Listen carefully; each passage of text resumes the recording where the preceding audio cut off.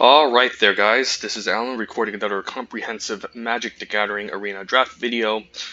Corset 2021, I believe it's releasing tomorrow, and since it's releasing tomorrow, that means it's our final day for Ikoria Lair of Behemoths drafts, which has 9 hours left, so I do want to squeeze in as much information as much as possible before it starts. And maybe hopefully Ikoria will return in the future, and we can digest as much information as much as possible when this returns. Um, so yeah, I'm fine firing off one final Ikoria draft before Corset 2021 begins, and also keep in mind that the paper pre-release will also be happening this weekend on Friday through Sundays, so always keep that in mind. But in the meantime, let's fire off one last Ikoria Lair Behemoths before 2021 Corset takes over MTGA. So let's begin.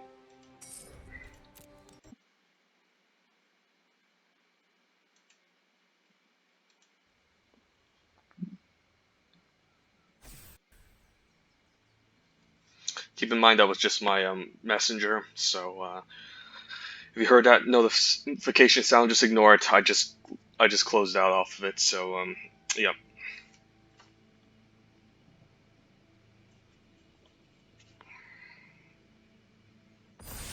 All right, let's hit the ready button, and hopefully we end up drafting a really nice archetype, maybe that we've explored or not. So pack one, pick one. Ikoria Lair Behemoths. What do we open? Well, an ultimatum is not amazing. Is not what I want to open. Yeah, this isn't amazing. This pack is just pretty awful.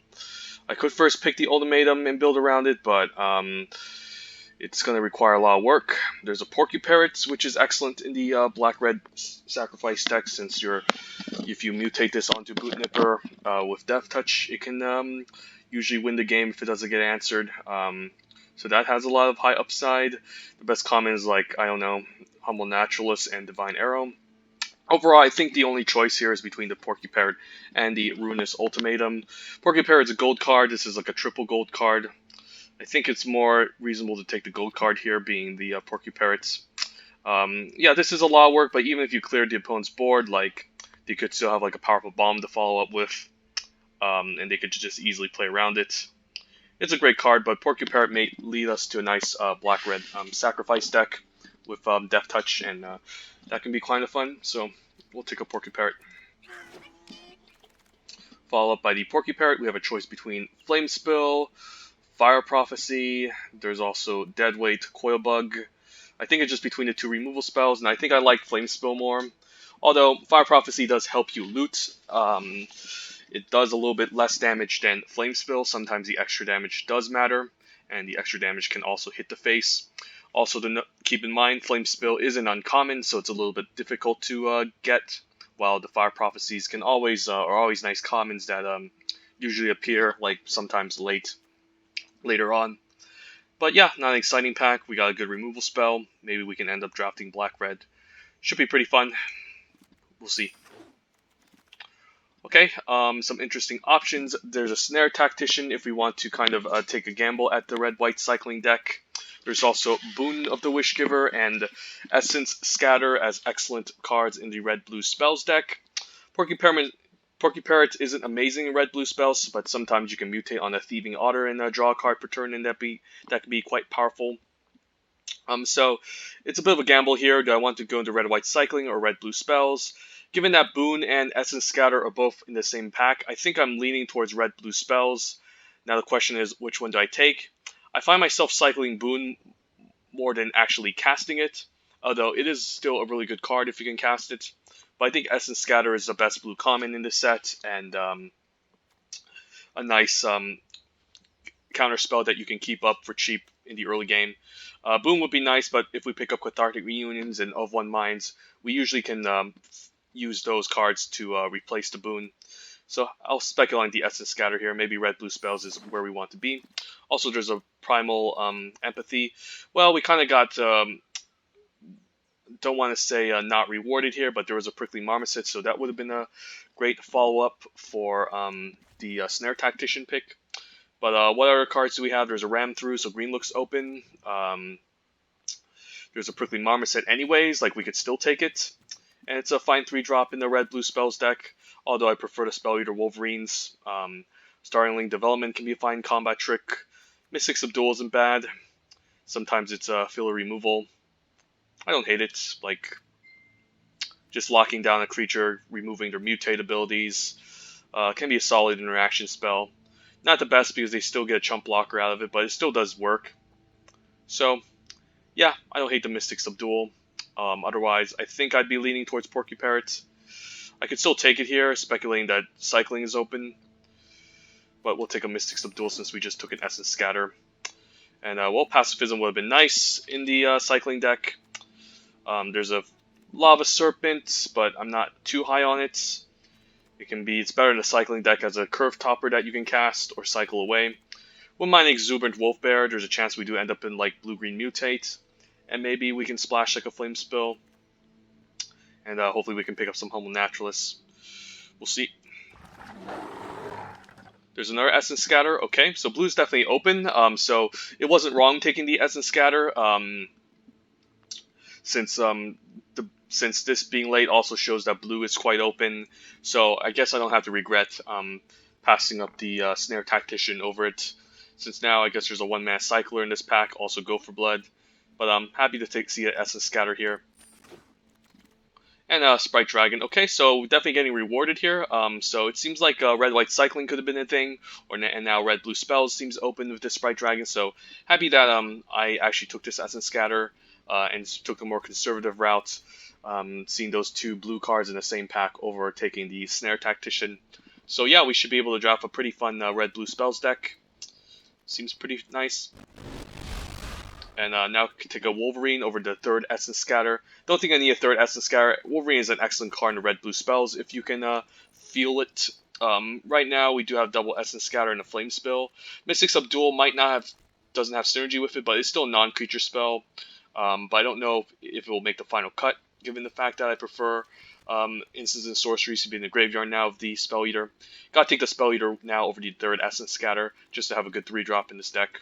And, yep. That's also a sign that red-blue spells is open, and happy to see Forbidden Friendship. This card is amazing in this set. It can fuel instants and sorceries for the graveyard. You can mutate onto the 1/1 red dino creature. It also provides you sacrifice fodder for the red-black decks. Just an excellent 2-drop overall. I think I'm glad to take it here. And there was also Lake Divine Arrow, and now another Imposing Vanisher. So cycling definitely should have been an option, but I'm actually getting hooked up with red-blue spells here, seeing another Wolverine, so I'm actually quite happy I took the Essence Scatter. Sometimes you play Wingfold Terron as a Curve Topper. Hopefully not, since it's only going to be an amazing blocker in the late game if you can get Hexproof, but yeah, it's still kind of expensive for what it does. You can take a Frostfall Ambush as a decent 1-mana cycler in a cycling deck. Also helps fuel Spell Eater Wolverine. You can even cast this on 5 sometimes just to tap a bunch of stuff down. Keep Safe is also decent, but I think I prefer the Frostfall Ambush over it. Maybe Convolute ends up making a deck. Who knows? So yeah, I guess we're geared towards a nice red-blue spells deck. Even a late Cathartic Reunion is nice. So yeah, let's draft some Izzet. Why not? How good is Giganta? Giganta's okay. We can still companion it or not. If we can companion it, we aren't going to play Frostfall Ambush. I don't really want to play a 8-mana 5/5 due to the fact that now there's a companion tax, but what else is there for us in this pack? Not much. So either we companion or not, it's still 5-mana 5/5 that I don't mind playing. Also wouldn't mind a Frostlinks, but I'm not going to take it over Giganta, so let's take her.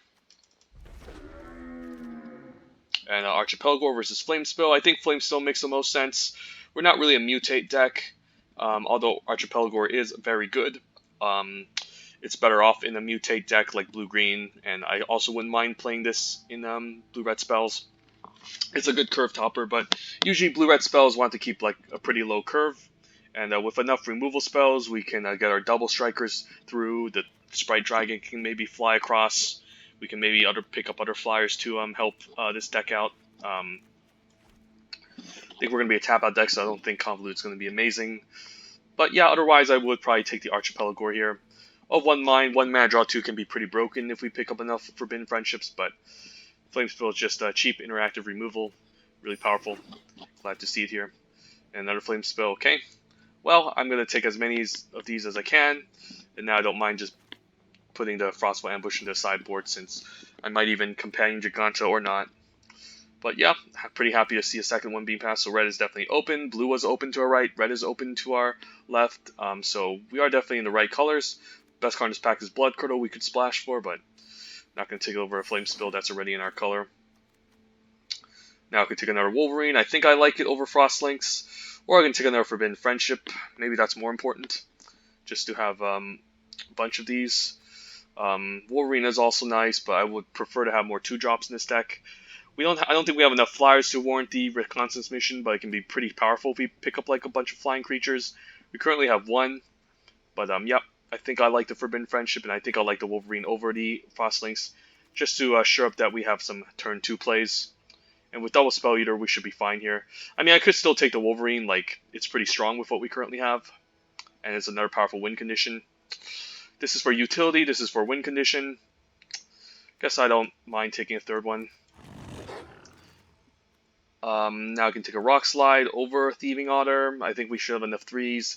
Thieving Otter is pretty good if you can give it flying, though, but you can get 2 for 1 pretty badly if you can, even if you give this a flying counter. It's a decent 3-drop. There's also late Snare Tactician, so also Cycling looks open to our left. But outside of that, we haven't seen any other amazing cycling cards. I think the Rumbling Rock Slide just does what this deck wants. Clear path, you know, get in with our double strikers. Now, don't mind a Gust of Wind as another nice interaction spell. We have a lot of interaction already. I don't think Marmoset's going to be amazing in this deck. Again, we have our Cathartic Reunion. We're not sacrificing with Weapon of Knives, so Gust of Wind can or cannot make the cut. Depends on how many flyers we pick up. But it's a decent 4-drop.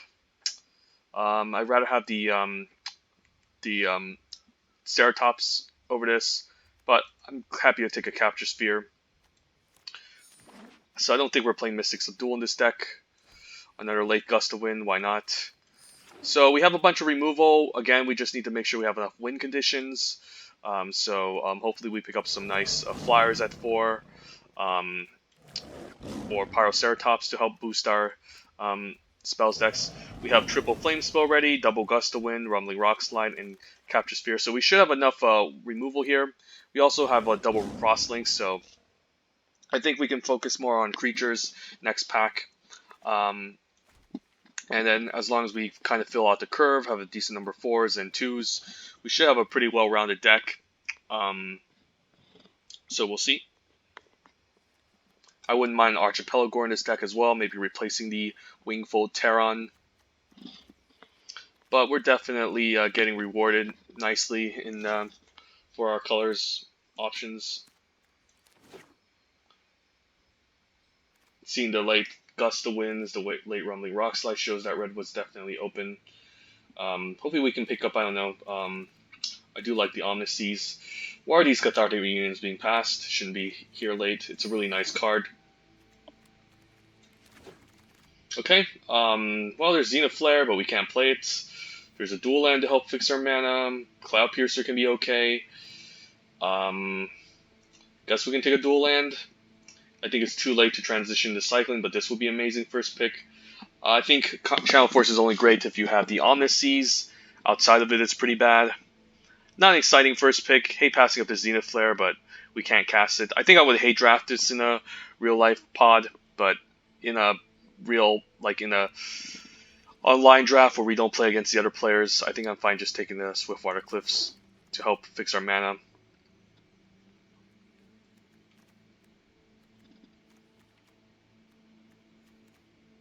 Could use some decent flyers too to cast these for cheap. Maybe I can pick up a Glimmerbell. But hopefully I get rewarded. I see a Glimmerbell now. There's also another Essence Scatter. Neutralize is actually a pretty good card. There's also an of 1 Mine, which is pretty solid, but we don't have too many humans. Don't mind the Glimmerbell. It can be a decent 2-drop in this deck. It's pretty nice with Porcupine as a machine gun in the late game. Sometimes that can be pretty nice. I think we prefer it over like a third Essence Scatter. I think I like Essence Scour over Neutralize, though. And then hopefully maybe we can pick up a Cloud Piercer late to mutate onto this, potentially. Of One Mind is also fine, but we don't have too much humans. I think we'll just take a Glimmer Bell here. And, well, there's a third Rumbling Rock Slide. I'm not looking to splash, so Farfinder doesn't look amazing. We can mutate onto the Farfinder, but I don't think I care. I mean, I could just take another Rumbling Rock Slide, why not? But we do have a lot of removal already. Could cut a Frostlings for a Thieving Otter, since we have all his removal. Sometimes it can connect in Steel games. I don't think we need an Of One Mind, given the fact that we have no humans. This is pretty difficult. Maybe we don't need a Thieving Otter. Could just take another Rumbling Rock Slide, I guess. Ensure we have better removal. Now, Forbidden Friendship versus Avian Oddity. Avian Oddity giving Spell Eater Wolverine Flying is pretty decent. It can be an okay 4-drop we can cast. Forbidden Friendship, again, does a lot of work in this deck, but with what our current situation is, it doesn't seem amazing. So the Avian Oddity can be fine. We can surprise the opponent giving our Spell Eater Wolverine Flying. It can be a okay 4-drop that we can use. Back for More still late in the pack. Yeah, Forbidden Friendship does a lot, but we don't have too much mutate going on, so I think our 2s are fine. I think the Avian Oddity might offer us a little bit more upside in this deck. Alright, might not play the Reconnaissance Mission, might play it.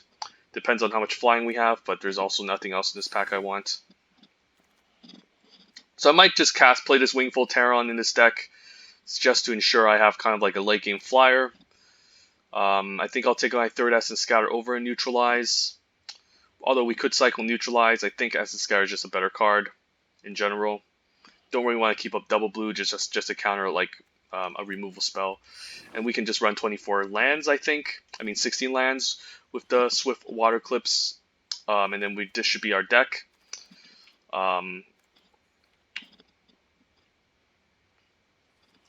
Gust of Wind is pretty nice with the flying. It's a decent tempo play. I think I prefer Capture Sphere over Mystic Subdual. Also, we want spells in the yard to field the Spell Wolverines, and that's a nice gift. I was hoping to pick up one of these eventually, but now we got it, so happy to see the Power Ceratops late in the pack. Now Forbidden Friendship looks good.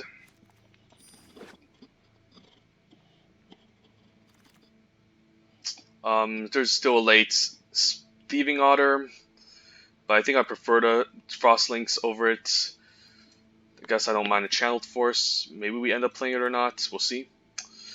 In that case, I guess we can cut Wingfold Terran. This doesn't look amazing. Channeled Force is overrated.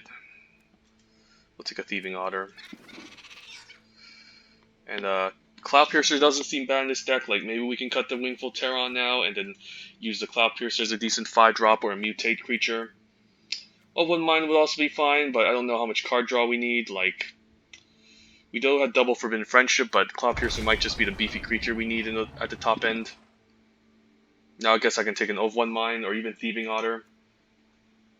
I do want a Frostlinks at least in this deck.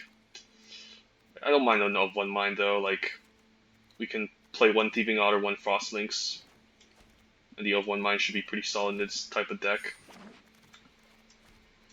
Just having 2 card draw spells is nice to prevent flood.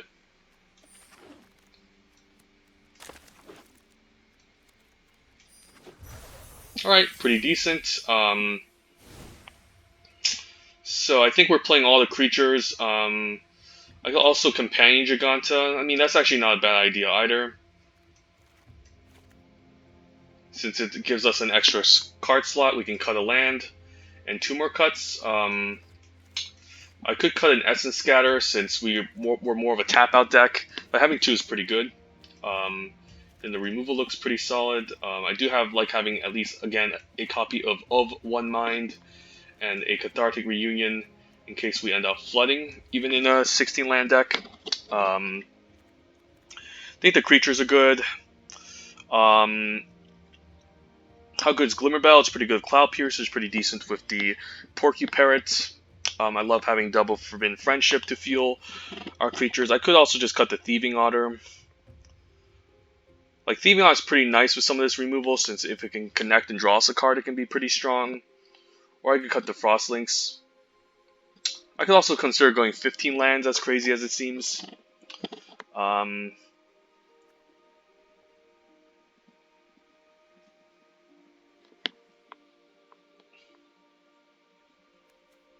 yeah, I don't mind going 15 lands. It's not crazy, given the fact that like we could still flood out, and we should have enough. And our curve is pretty low. Like, I mean, this is a 4-drop, just a bunch. Our curve ends around at 4, and I don't know how often we're just gonna cast Giganta. I mean, I could main deck Giganta, but I think I'm fine having it on the companion slot for like a late game 5-drop if I need it. 8 mana 5/5 isn't amazing, but it's still, I mean, with enough threats, I think this deck is fine. And yeah, with 11 creatures, I don't really want to go down any creatures. So this seems fine, slightly favoring red, but I think we still keep it even split here, since we have some blue that we're looking to cast. I guess with this low land count, I could consider cutting a Rock Slide now with all this removal. So if I cut a Rock Slide here and throw in the Frost Links, that's not bad. Just to have more 3s, some ways to tap the opponent's creatures down, a few more creatures that can maybe attack through.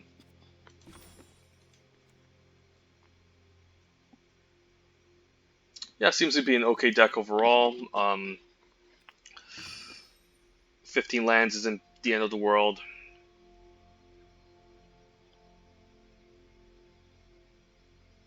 And yeah, this looks fine. We'll try this deck out. Seems okay. And our picture, yeah, Sprite Dragon. Let's give this deck a go. Yeah, with 5 removal spells and 2 Gust of Wind, we should be fine. This can also help us hit our land drops, and it's nice to have some of these flyers to give discounts with this. So hopefully we can kind of close out the game, we'll see. We'll try this deck out.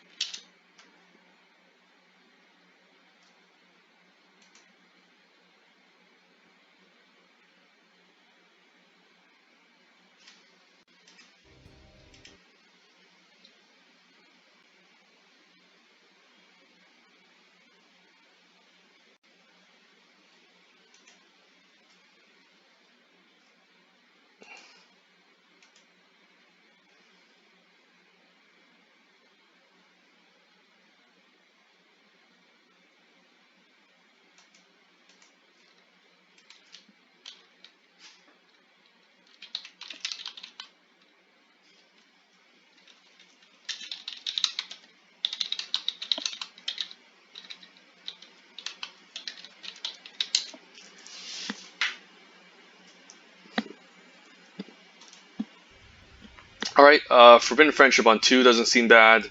Frostling, Thieving Otter, seems okay. So this is going to be like a late game card. I'm gonna assume that I'm gonna play this once I have nothing else in the hand. I'm not gonna cast it on turn 3. But yeah, Forbidden Friendship into the of One Mind is pretty nice. Great, opponent's also playing blue-red spells or black-red. This is a decent card in a black-red deck. Don't have to play the blue mana yet. We'll play out the Forbidden Friendship. Question is, do I want to attack? Like, even if I lose the 1/1, like, I don't mind it. Maybe we'll just play defense. I don't mind trading off my humans. Since I do want non-human to have a nice discount with the of One Mind. You can mutate onto this, okay? Guess he can just cast another Forbidden Friendship. I don't really care. It's not like the end of the world. Guess I don't mind blocking the 1/1 here with my Dino. Not looking to mutate, so this is okay. Next turn we can attack him for 1, play out the Thieving Otter.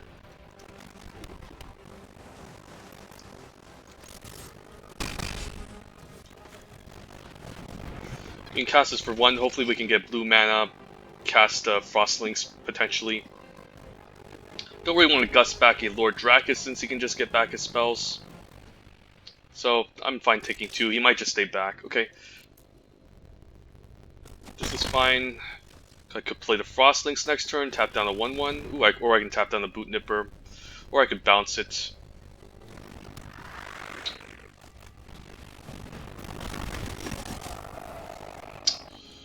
Or I can cast this for 1 mana. We can always do it next turn, though. Pretty interesting. He's mostly going to double block the Thieving Otter if I try anything here. I could gamble it, but if I don't get blue mana, this is going to be an issue.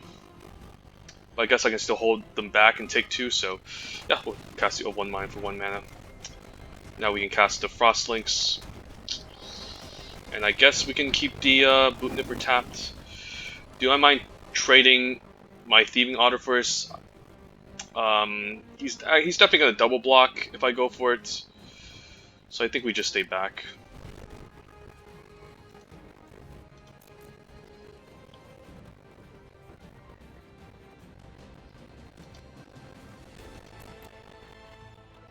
And I think I'm fine double blocking the Lord Dracus since he can just mutate and get back his Forbidden Friendships again. Yeah, it seems like opponent's in a decent black-red stack deck.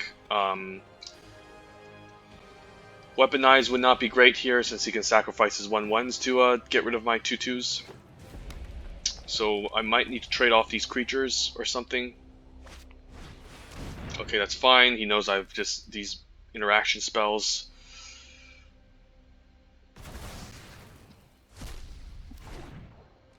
I do want to kill off this Lord Dracus if possible.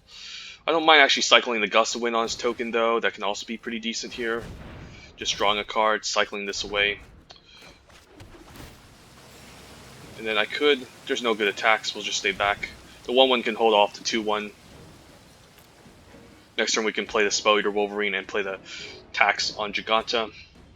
And then we can start swinging with this Double Striker. Porcuparrot's pretty nice on the Thieving Otter. That's actually not a bad idea. And then play the Spell Eater Wolverine. I think I like that. I can also just ping the Boot Nippers.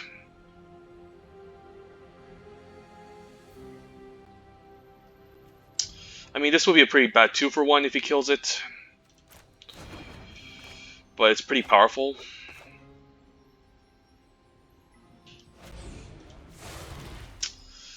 We'll mutate on the Thieving Otter since the 1/1 can still hold back the Boot Nipper. We'll see what he tries here. And then we can essentially just start drawing cards with the Porcuparrot. Or paying off his 1/1s. Could be holding up a removal, maybe a Blood Curdle. That would be pretty bad for me. Alright, we'll mutate over. Guess I also don't mind going in for an attack, but I guess it's going to be tapped, so we're just going to play the Spell Eater Wolverine and see what the opponent tries. And I think I prefer drawing a card end of turn, we'll see.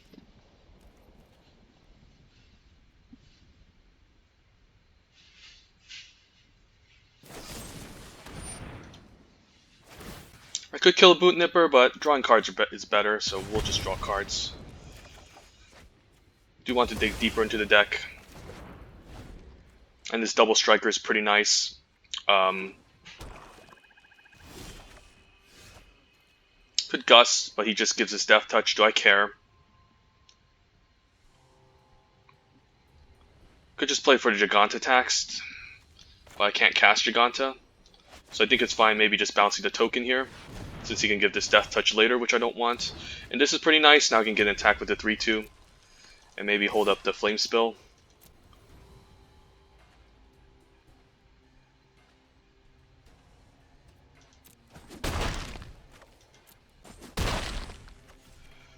I guess he can get back to Heartless Act if he decides to mutate on the Lord Dracus, so I think I'm fine passing here. In the turn, we can use a Flame Spell on the Lord Dracus in case he tries to mutate onto it. Because I don't really want him to, yeah, let's just get rid of it now.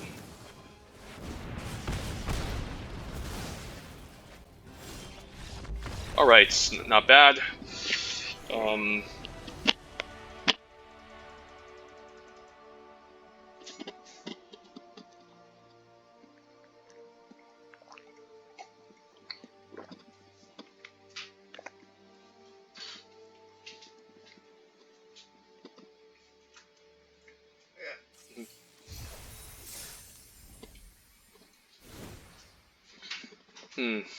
Yeah, maybe I would love the second Thieving Otter, since I realize Porcupine is very good with it, but it's still okay. Having one is fine. The Frostlinks, double Frostlinks is also pretty decent just to kind of lock down the opponent.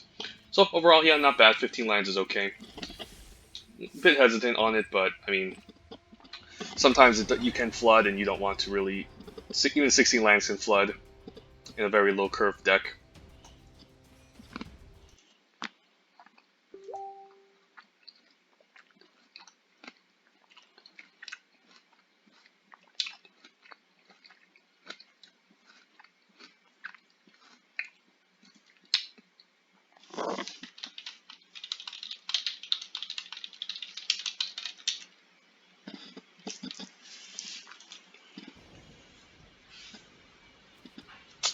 Alright, no blue mana.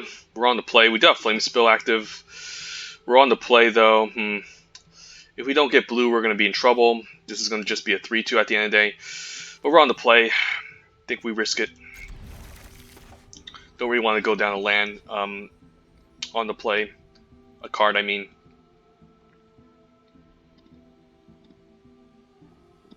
But we can play a Spell Wolverine and use Flame Spell at 3, so I think we're fine. We do have a Mana Sink with Giganta on 3 if we want to try that as well.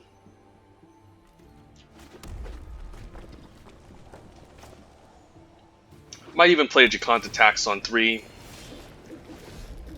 Since it's playing this on 5 can be pretty decent, and the Spell Wolverine won't have double strike up. Could have an Essence Scatter here.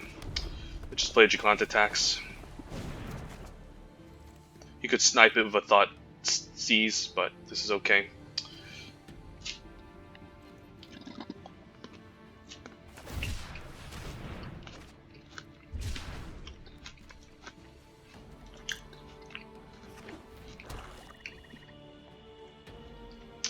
Guess we'll lead with a Spider Wolverine. You could have like, okay, he's gonna steal my Giganta. Makes sense.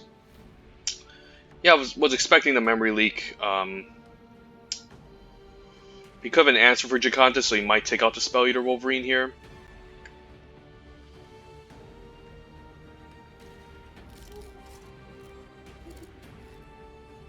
Since I can cast this on turn 3 next turn. Probably has removal for Spell Eater Wolverine anyways. So, he decided to take the Flame Spell. Next turn I can play Giganta, she can help me ramp out my Frostlings. Omnisci, so he's looking to cycle. And, make 8/8s, okay. Well, we're having trouble, but at least Giganta can give us blue mana. Although she won't be able to attack, I think it's worth ramping out, using her to ramp, just in case. Like, next turn I can turn 3 Frostlinks, turn 6 Frostlinks and Spell Eater Wolverine. It might just be correct doing that, just to ensure that we... Alright, we have our blue mana. I think it's fine attacking then. He's obviously holding up something, but... I could tap this down, but he can just untap it. Do I mind? Not really. I do need to get my bodies out, so we'll tap it here. Maybe this might prompt something. And he could untap it and Chump Block, but he's going to use up 2 mana, so yeah, I don't mind this. We'll get an attack for 8. You could have a Blood Curdle here at instant speed, or you could flash in like an ambush trick. He can untap and chump if he wants to, but I don't think I care. Okay. I mean, this still results in a trade if he decides to block the... I mean, it's still going to end up tapped, so... Right, we're going to get in there for 3. Next turn we can still keep the Pouncing Short Shark tap, or even bounce it with a Gust of Wind if we want to. He's going to untap this for 2.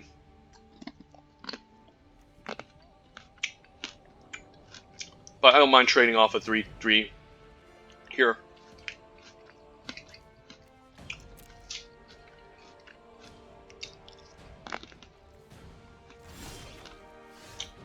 Of 1 mine isn't bad. I could Gust. Gust isn't bad. It does send back. You will be able to bounce again, but I don't think I care. And blue mana could be pretty nice to cast an of 1 mine here.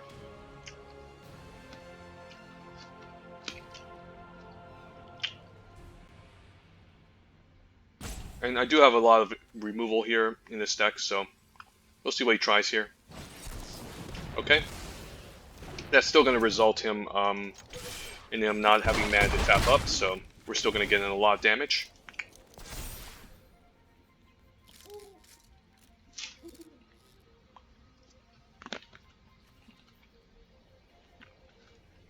I could of 1 mine next turn, hopefully get blue mana to play my second Frostlinks. Tap this down, and then force him to pay 2 mana to untap if he wants to trade. Also, what would be cool is that if I get another land and okay, that's fine. Guess I can now just tap down the Pouncing Short Shark and attack. Or I can just cast of 1 mine. This is pretty interesting.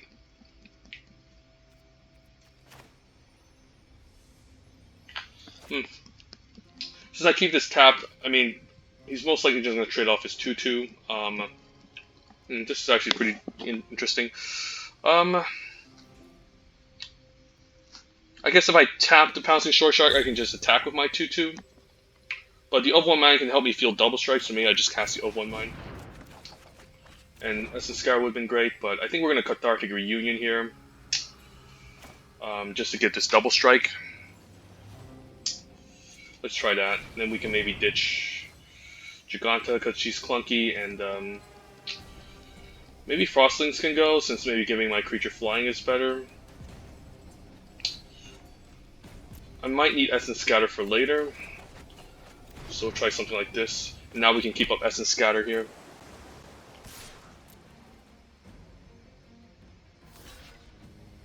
There's gonna be double blocks, I can still kill the Pouncing Short Shark.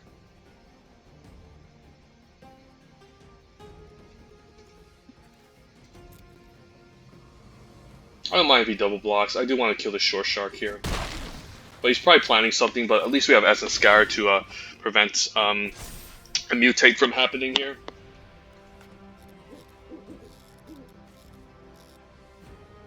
So he's like a red-blue spells deck, splashing black. I'm guessing like for Blood Curdle. I don't know. It's kind of a weird combination. Like, it can't be red-black, sacrifice splashing blue for both of these. It could just be straight up Grixis. I don't know.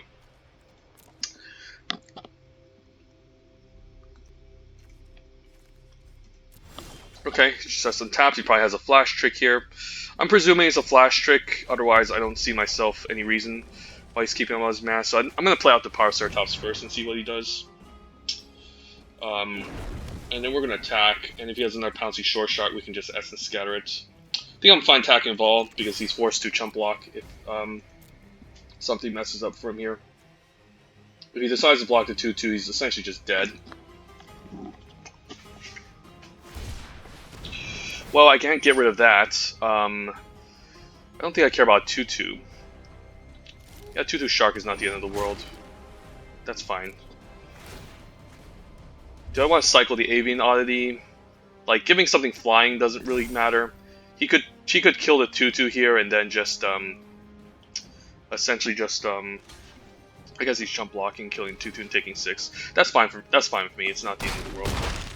I mean, I still have both of my double strikers. The 2/2 isn't going to do anything in the future, so we'll try this. Keep up Essence Scatter. I mean, I could play my Glimmbell actually and keep up Essence Scar, so that was a huge mistake. I just tapped too quickly. This could have been a flying threat as well, since he's at 1 life. So I should have played this last turn. Sure, I guess he's going to try to make an 8/8 and ambush me. So if he does, I guess he's still dead because he's at 1 life, and I can get him with the Paraceratops if he decides to do any weird blocks. So I think we're still in good shape, even if he makes an 8/8.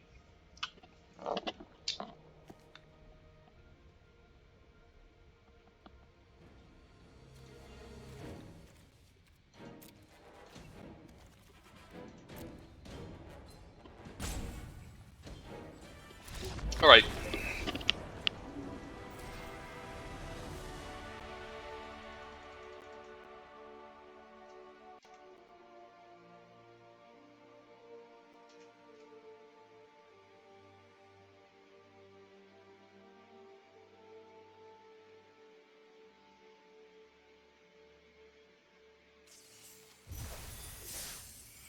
Alright, let's keep playing.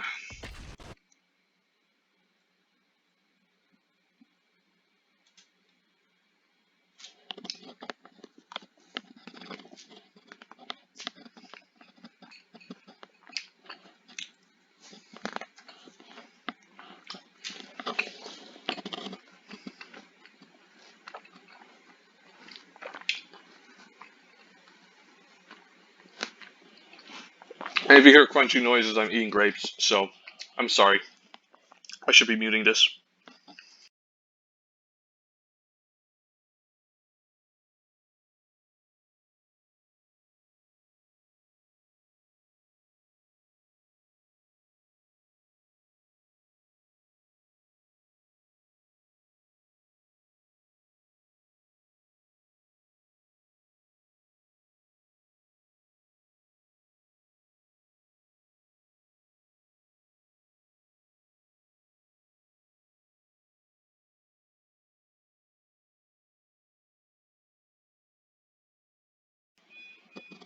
Alright, I'm back.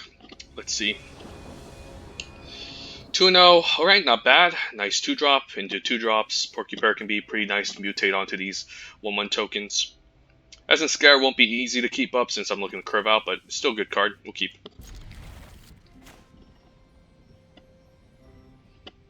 Hopefully he doesn't kill off my Sprite Dragon early. But I think it's right playing it first so it can start growing.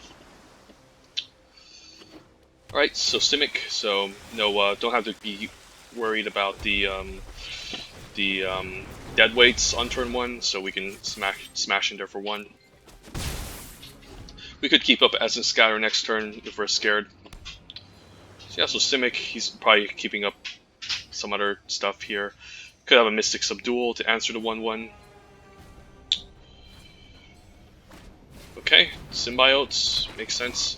I can just Flame Spill it, get rid of it. Or you can keep up Essence Scatter. This is when it's cast, right? So they're gonna get the they're still gonna get the looting effect. So let's kill it. I think it's scary enough that we just get rid of it here. Otherwise, if he can mutate for like 2, he can do Migratory Great Horn mutate for 2 with this card out, which can be quite scary, and then he can also loot with it. So I think it's reasonable getting rid of it. And hopefully we get a second land so we can Forbidden Friendship and keep up Essence Scatter.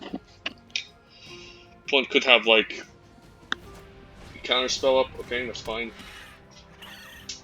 That can eventually pump itself, so this is excellent. Now we can play out our Forbidden Friendship, keep up an Essence Scatter, attack in with the 1/1 and the Sprite Dragon, so definitely doing good here. We can also mutate. We could have also mutated a Porky Parrot, but this is fine. He's blocking. Okay, does he have a Mystic Subdual? Otherwise, it's a pretty poor usage of it. Alright, say go.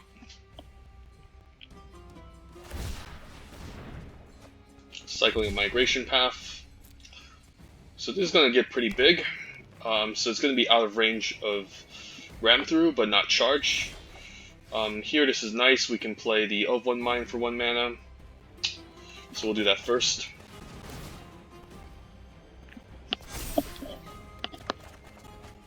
Keeping up flame spill isn't bad.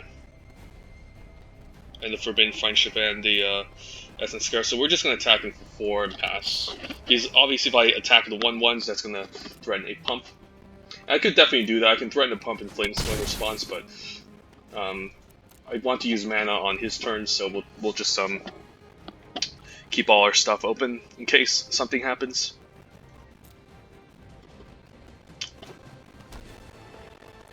It's good to have Essence Scour up in case he has like Auspicious Sterix that he's looking to mutate towards. Because blue-green is a mutate archetype. He's obviously playing mutate with an Essence Symbiote, otherwise it doesn't make sense.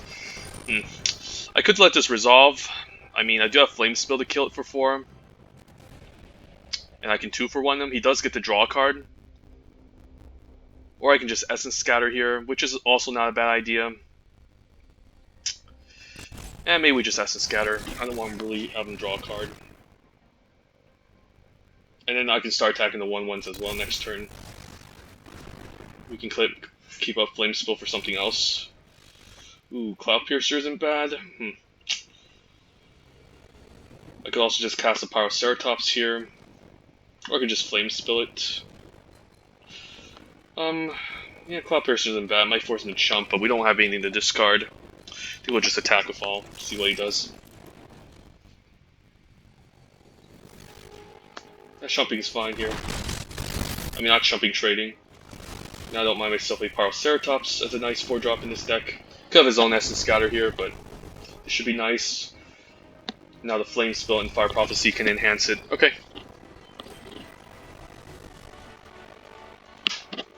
So even with 15 lands, we're still hitting our land drops. And yeah, not bad. We're still not getting mana screwed with 15 lands. Quite surprising, to be honest. Given that the majority of the time, I would mostly play 16 lands in this type of deck.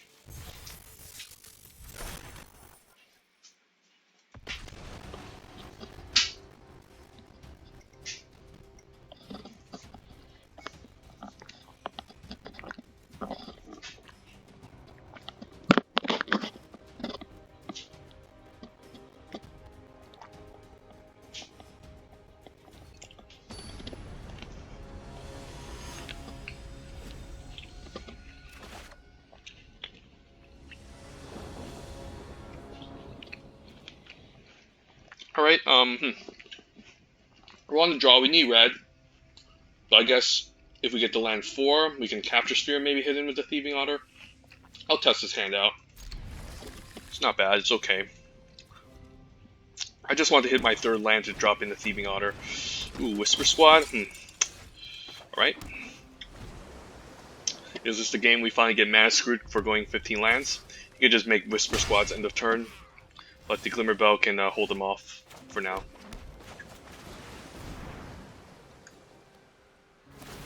So red-black sack with Whisper Squads, okay.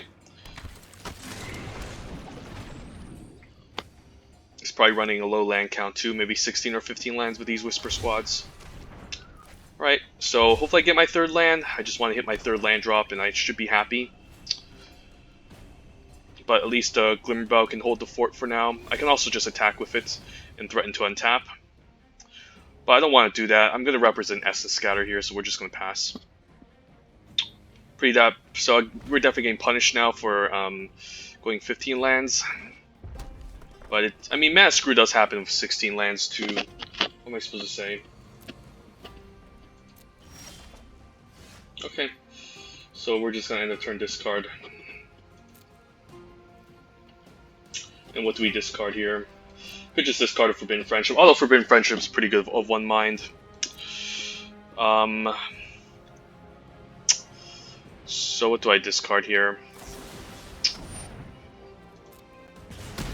Alright, guess we're gonna start taking some hits. Is it wrong discarding Capture Sphere? Probably not. Thieving Otter doesn't seem amazing though. We'll discard the Thieving Otter.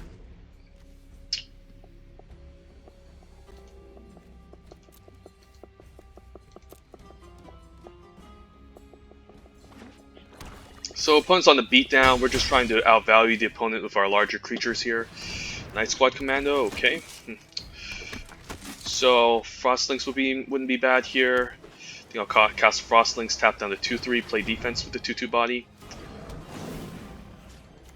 Hold them off for the moment being, so this is okay.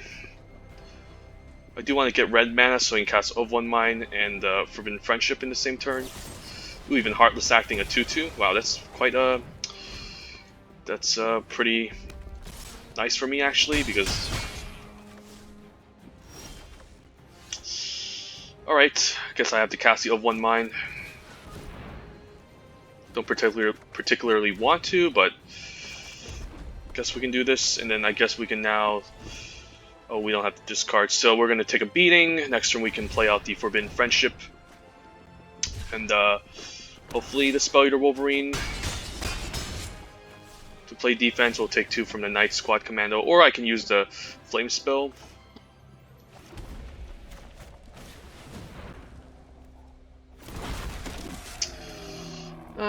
Let's keep a Flame Spell. I have 3 of them. I don't mind using 1 copy on the Night Squad Commando. And then we can trade for the Whisper Squads. He's going all in, okay.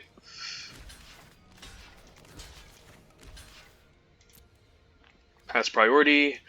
And now we can Flame Spill the Night Squad Commando to prevent the extra damage.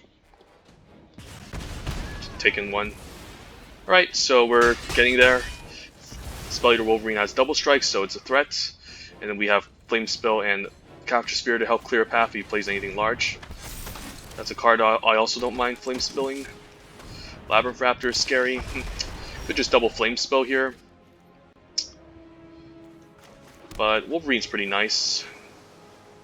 It still has double strike, but I'll be taking some hits here. Yeah, maybe it's just better to Flame Spell here. Get rid of both of these creatures before they become a nuisance.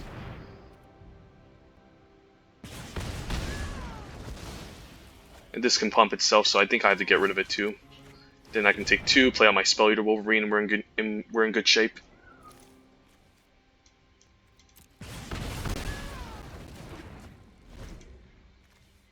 Hopefully he doesn't play any large, no haste creatures. I can tap that down. I don't mind Frostlinksing it and then using Spell Eater Wolverine, because I don't really want him to stack his 1/1s. And then I think I'm going to Capture Sphere the Push Me Poacher, or even cycle away a Gust at it. Because I don't want this untapping, otherwise it's going to be a bit of a problem.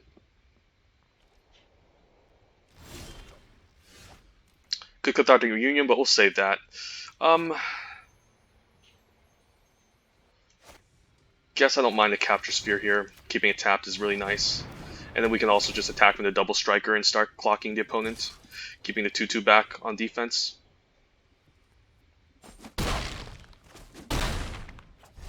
And we'll gust whatever creature comes out. Just Capture Sphere is nice, prevents him from sacking, gaining life, and gaining value. So if he floods out, we're in good shape. Next turn we can gust away a token, or play our tax, our Giganta Tax. That can also be a play. I do want to discard lands for the Cathartic Reunion, of course. So maybe I can just play the Giganta Tax if need be.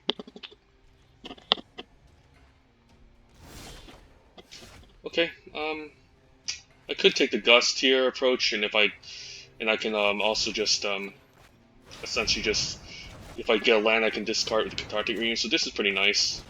Nice turn here. Just alright. Sounds good. Now we can play the Swiftwater Cliffs. Fine attacking both, since I highly doubt I'm going to die here. So he's my force to chump the Spell Eater Wolverine, so that's pretty good. And then we can get in there for 2. Another Gust of Wind to bounce something back is also pretty nice here. Opponent's playing some cycling in their red-black sack deck. I don't really see the reason to, especially if there's no cycling payoffs, other than if you want to play a low land count, and having these as filler cards that you can potentially cast.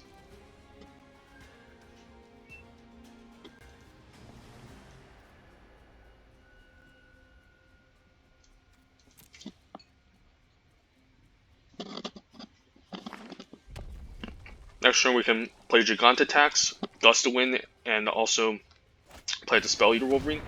Okay, ooh, that's scary. I guess he doesn't have a pump spell, but he can't sack it either. I guess unless he has a heart, forgot what's that card? The the one mana sacrifice trick, the mutual destruction. One card left. Opponent's very close. Could have kept the 2/2 back, I guess. Okay. Alright, this is scary. I guess we can bounce the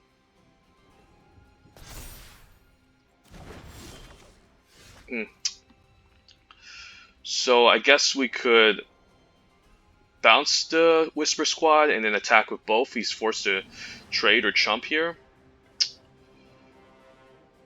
Otherwise he's dead.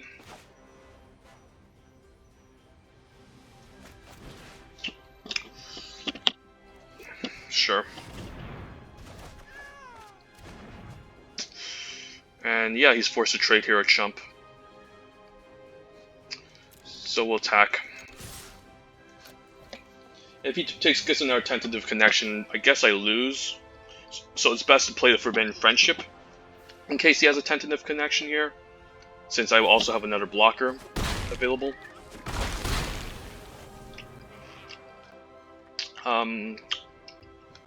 But if I play this, he's going to chump next turn, but I also have Sprite Dragon to close out, so let's play the Forbidden Friendship, since if he has a tentative connection, he can steal and kill me, while I have 2 jump blockers here to play defense. Okay, alright.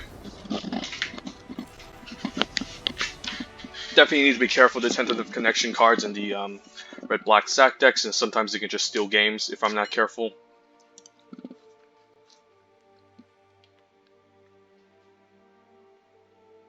Call of the Death Dweller is also a pretty good card in the red-black sack deck, since you're also playing 1-drops. So you can essentially get 2 creatures back from what we saw in the last game. So yeah, currently 4-0. Yeah, this blue-red spells deck is definitely overperforming. It's nothing amazing. There's no crazy bombs, just a lot of removal threats. Gigante as a companion. Overall, I'm quite happy that we're 4-0 with this. So we'll keep playing.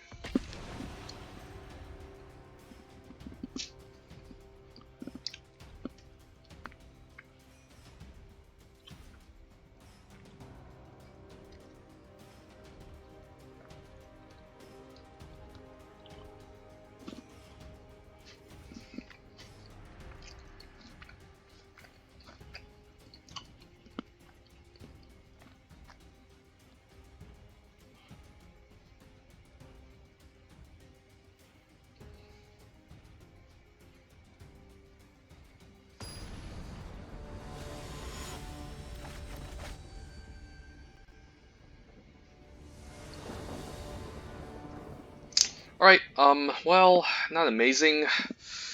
We're on the play though. I guess it's okay. Hopefully we can get some 2 or 3 drops, but it's fine.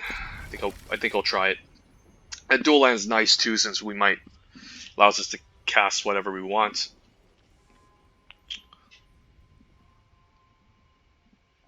Having a nice Forbidden Friendship on turn 2 would be pretty solid. Or I could just play the Giganta Tax on 3, which isn't wrong too, since I want to curve out playing this on 5.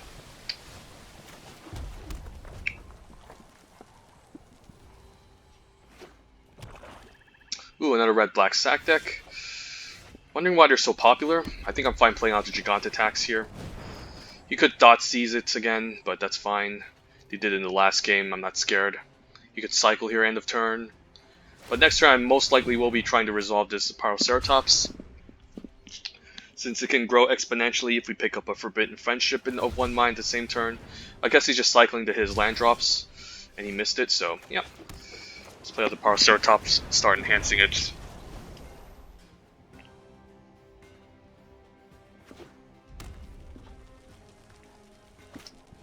Okay, that's a good one. So now he can ensure that he hits his land drops even more. I could just play out the Porcupine just as a 3/4 if I don't get a land.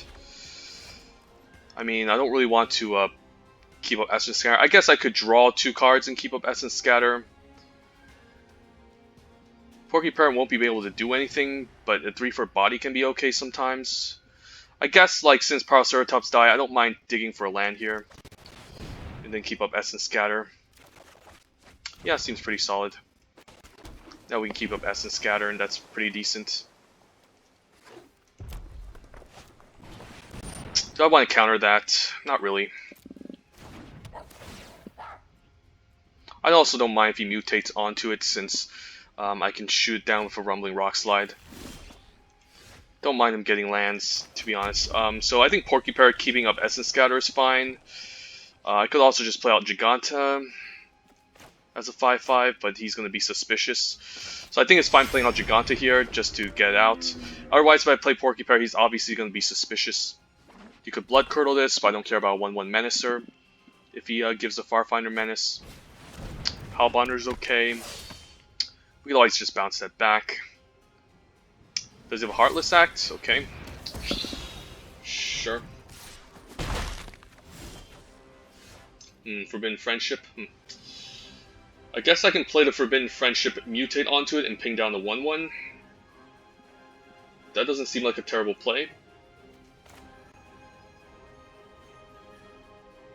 But I will be shields down on Essence Scatter. Otherwise, what is there? I mean, I guess I can still bounce an Essence Scatter, so yeah, we'll try it out.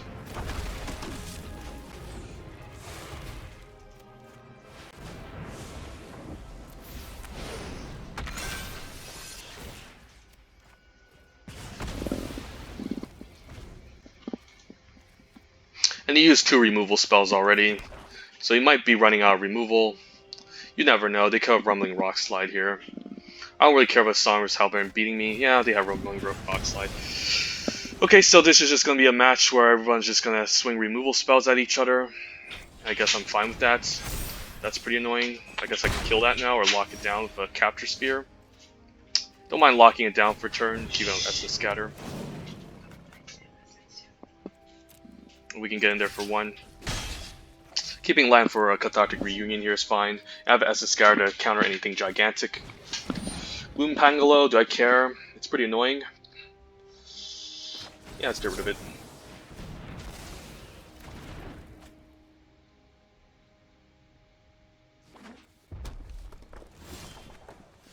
I guess I don't mind Gust to win, just to draw a card. And also gets rid of Lifelink counter. And we can save our removal spells for something better here.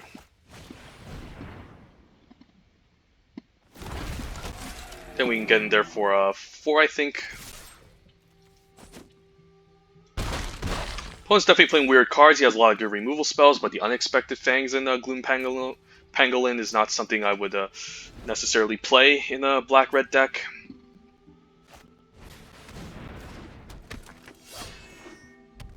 Guess I don't care if this hits me. I could just kill it though, but Cathartic Reunion is a nice pickup. So now we can discard lands, 2 lands even in a 15 land deck, and find better stuff to play. Now I don't mind playing out land and Spell Eater Wolverine, but let's offer to trade the 2/2. I also don't mind that as well, since I don't necessarily value the Frostlinks highly. Now Spell Eater Wolverine's nice, along with Essence Scatter backup. So always make sure that you get enough threats in these red-blue spells decks, otherwise you're just going to have a bunch of removal spells, and the opponent is going to kill your biggest bombs with their own removal spells, and then when you run out of threats you won't be able to win. That's a nice Essence Scatter target. I could also just clear this 2/2 since also holding off my 1/1s. Just Rock Slide it, and then we can Capture Spear the other crazy crap that they might end up playing end of turn. I want to do as much damage as possible in this deck, so it's good to just get rid of it now.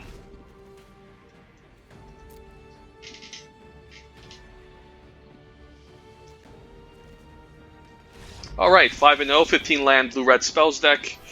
Getting the job done. Pretty happy that this is kind of like our final draft for Ikoria, since M21 is coming out, and then this is a pretty sweet video. And I haven't drafted blue-red spells yet in this for any of these videos, so yeah, quite happy. Let's keep this up. Flame Spill's nice. Okay, so 2 more victories and we should be able to get our 7th win. But I'm gonna be happy if we sell with 6 either way. But from the looks of it, this deck is quite strong, so it definitely seems to have high chance of getting to 7 from here on out. And yeah, there's too many black-red sacrifice decks. Wondering why they're so popular. I guess no one really wants to draft them. Like, it's a general rule in Ikoria to avoid the allied colors other than black-red. Since the other allied colors don't have too many payoffs unless you pick up their powerful rare, like the Slitherwisp, the Fronland Felidor, maybe the Quartzwood Crasher, or Skycat Sovereign. But the black-red deck can definitely function without the Labyrinth Raptor, the Menacer, the 2/2 Menacer, in one of the games that we just played. And it's more of a sacrifice archetype instead of a Menace archetype. So, I mean, it's pretty strong if you can get the payoffs, your mutual destructions, your bushmeat poachers, your coil bugs, your weaponize the monsters, and bastions of remembrance. This looks good. Forbidden Friendship of 1 mine, cool combo. Let's keep. We're on the play. The question is, do I cast Forbidden Friendship first? I mean, it does get in 1 point of damage, and that could matter. So I think we do so. And next turn we can cast an 1 mana of 1 mine, and if we get another blue source, we can play out the Glimmer Bell. So yeah, Bant colors, pretty interesting. Land Hair is nice. I could just play Gigant attacks. Like, it's not wrong. And in fact, I don't mind currying that out on this on 5, and I don't have double blue to play of 1 mine and also the Glimmer Bell, so I'm gonna play Gigant attacks, put in my hand.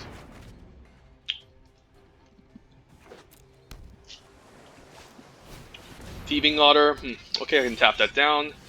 No problem. I could also just play Capture Spirit, or I can bounce it back. Bouncing it back isn't bad. It also helps me hit my land drops, put them behind on tempo, and then we can get in there for 2. And third blue would be nice, since I can also cast of 1 Mind, or Frostlinks into Glimmer Bell.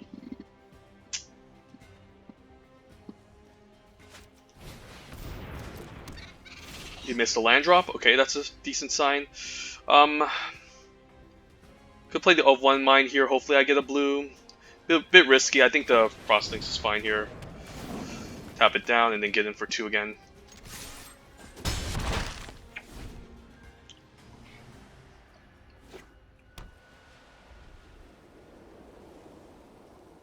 Band color, so there's probably a Fronland Felidor coming up, that's what I'm presuming.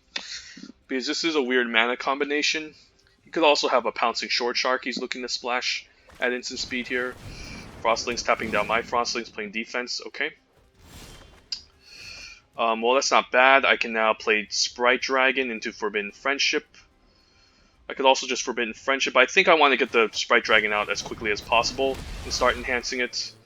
So I don't mind getting there for 2, keeping up these Forbidden Friendships to double block the 2/2 here. And yeah, this is fine. Now we have a flyer that can start clocking the opponent that he needs to deal with. We have some 1/1s that can go in front of this 2/2. And I'm definitely going to keep at least 1 human to cast the of 1 mine for 1 blue. But Forbidden Friendship is definitely very good in the blue-red spells deck, as you can see. Giving this a discount, pumping up our spells payoffs.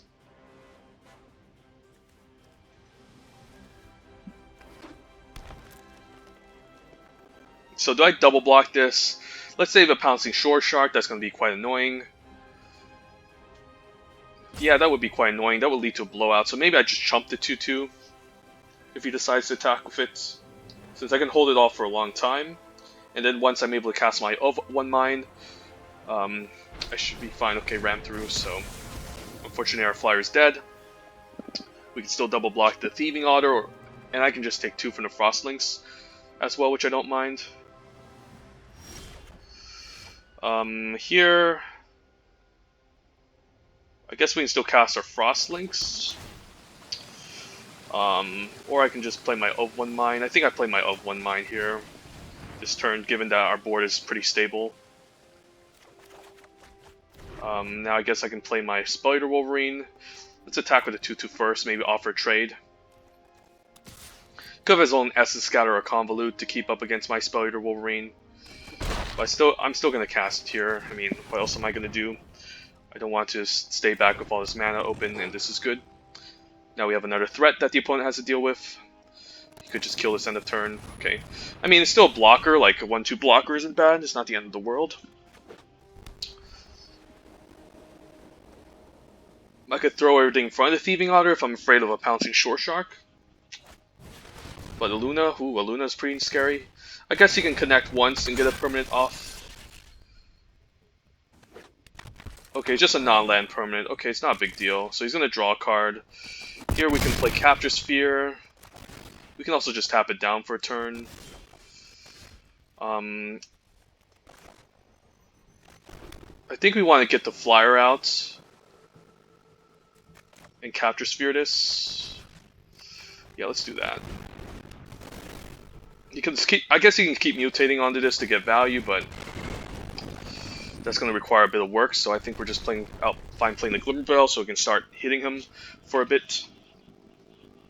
I could also next turn just play Frostlings, tap down the Humble Naturalist, and just get in a huge attack. That's also quite reasonable. I could have done that this turn actually, maybe. Okay, he's just going to try to find permanents, non-land permanents that is, but this is still locked down, so I'm actually getting value off of this. I don't really care about the Humble Naturalist that he's putting on the battlefield. I mean, he just lost 3 creatures. I mean, a Bomb, a Heron, and now a Thieving Otter, so I'm actually not upset about this. I guess he's trying to get something scarier and big on the battlefield. Okay, I don't care about a Firefinder that can thin out the deck, but who cares? I can still block it. So yeah, he's not getting value off of this Luna. I mean, he is, but it's not amazing, so I'm still happy with what's going on. He is thinning out his deck a lot with all this card draw going on, so it is quite scary as well. But now we can play out Giganta, keep up Essence Scatter, and then I do need to start keeping up lands eventually to discard.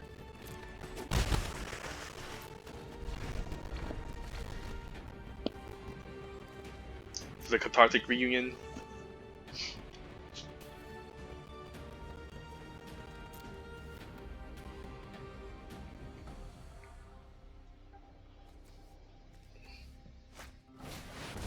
Boon is nice, okay, but that's 4 mana.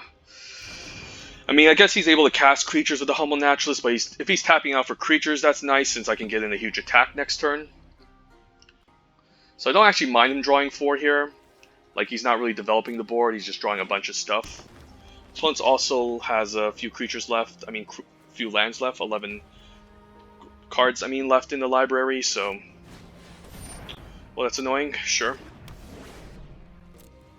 I guess if I tap something down, like the 1-3, what happens? Don't know if I have any good attacks. Let's say if I Frostlinks the 1-3 and I attack with all, what happens? He blocks the 1-2 with the 2-2. He uses a 1-3 to block a 1-1, or the 1-3 to block a 2-2. This blocks here. I guess I can get him for 4 points of damage, but probably not worth it still. I think I'll play out the Frostlinks just to develop the board and maybe go for an all-out attack next turn instead. Now we can tap a Humble Naturalist to mess up his mana a bit. I guess I don't mind going for an all-out attack, like let's say attack with all. Let's say he does get the value blocks going. He blocks here, blocks here, blocks here. Yeah, this is a decent number of damage, so I'll go for it. He has some good trades, but I do need to kind of end the game eventually, so... Okay, he's trading here, so that's not bad. He's just blocking out the 1-1s. Okay. Seems reasonable. At least the 2-2's trading. And the 1-1, so... Get those annoying chump blockers out of the way while I'm pinging them. And then,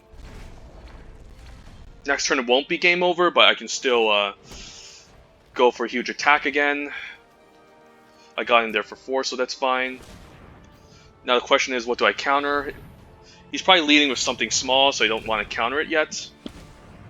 I mean, it depends on what he casts here. Like, could have an Auspicious Sterix for 6, so I might have to counter that.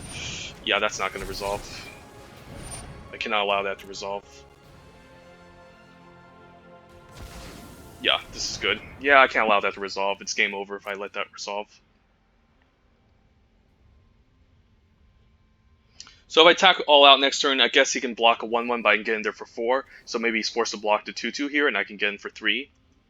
And put him on a 2-turn clock with a flyer. Okay, he's also pacifying the Glimmer Bell. Alright. So opponent with a million pacifism and giant bombs in his deck. Alright, so I mean I don't mind using removal on the Humble Naturalist and getting there for 3. I mean if I attack with all next turn I can still get in there for 4 if he blocks a 1/1. So that's actually not bad. If he blocks a 2/2 I'm getting in there for 3. So I'm actually in decent shape. I guess if I kill this, he's dead. So 2, 3, 4, 5. So yeah, let's play land here in case he has something up. Let's get rid of this Humble Naturalist. I don't know what he has for 2 mana here. Maybe like he has the Flash. I don't know. Okay. I guess I'm still attacking. Yeah, I'm still attacking. I think it's necessary. I mean, probably not. Yeah, let's get in there. I can't stay back forever. He's gonna kill off my Frostlings, but I can get in for 3, which is important. But that sucks, the fact that he has a fight as 1. But getting in for 3 is still nice. Yeah, opponent might just stabilize here. I don't know what else I have. I guess I have the Avian Oddity that can give my creature flying. And I can maybe sneak in for lethal. Okay, he's just going to play defense here, tap my Spell Eater Wolverine down. That's okay. He only has 3 cards in hand. I guess he has 9 cards left in the deck. So as long as he doesn't play anything big, I should be fine. He might deck himself.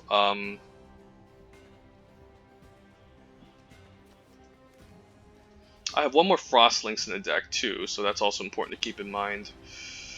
I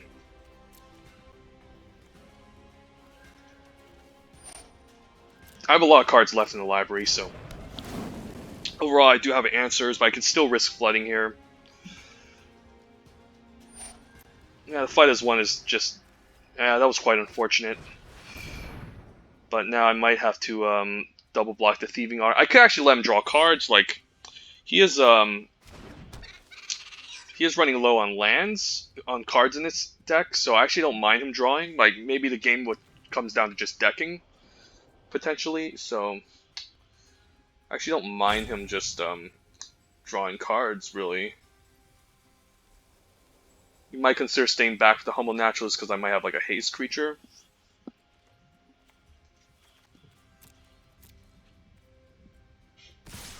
Yeah, I guess he's not afraid of attacking for 2, so let that happen. Hopefully we get something good here.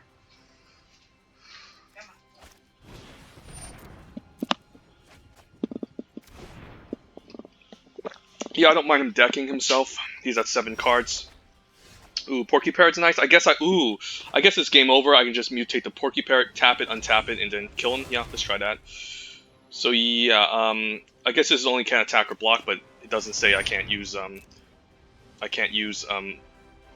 abilities. So we're gonna use the Porky Parrot, ping him for 1, untap, and then ping him. So this is nice.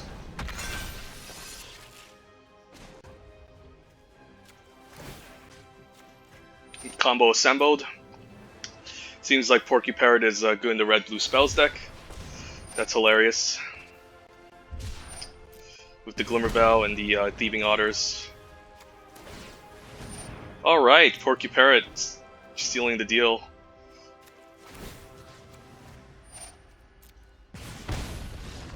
Nice.